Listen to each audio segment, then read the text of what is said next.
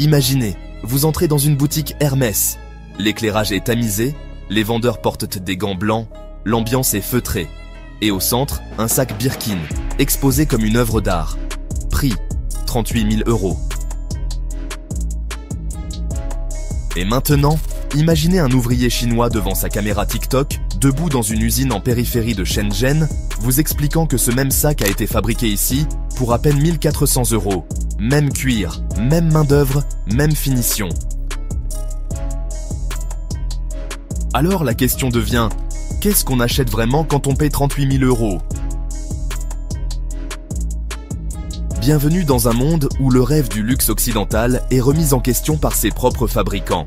Pendant très longtemps, l'Occident a eu le monopole du luxe. L'image que nous avons tous en tête vient des publicités et des vitrines, des artisans parisiens silencieux et concentrés dans un atelier centenaire.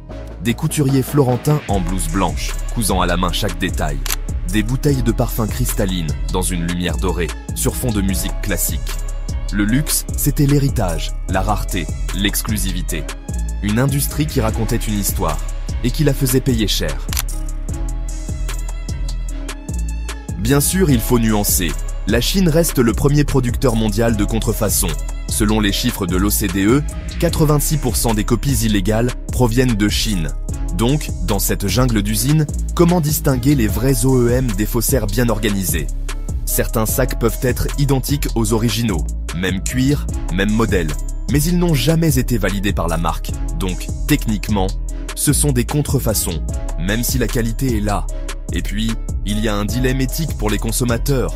Est-ce que c'est moins grave d'acheter un sac sans logo, mais fait dans la même usine, que de porter une fausse copie vendue sur un marché? Et surtout, est-ce qu'on achète un produit ou un statut social? Le luxe ne repose pas uniquement sur la qualité, il repose sur une histoire bien racontée. Quand vous achetez un produit de luxe, vous achetez aussi une histoire, une réputation, un rêve, une communauté.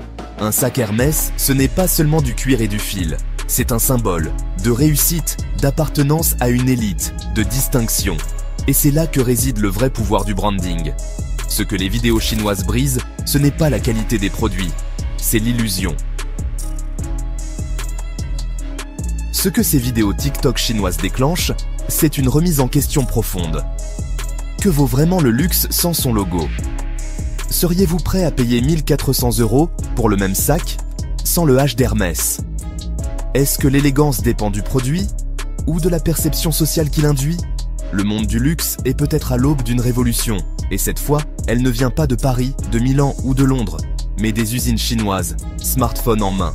Et vous, qu'en pensez-vous? Est-ce que vous seriez prêt à renoncer au logo pour une qualité équivalente à moindre coût? Est-ce que ces révélations changent votre regard sur les marques de luxe? Dites-moi tout ça en commentaire, je suis curieux de lire vos réponses. N'oubliez pas de liker, de vous abonner et d'activer la cloche pour ne rien manquer de nos prochaines enquêtes. On se retrouve très vite, ici, sur Rumeurs de Luxe.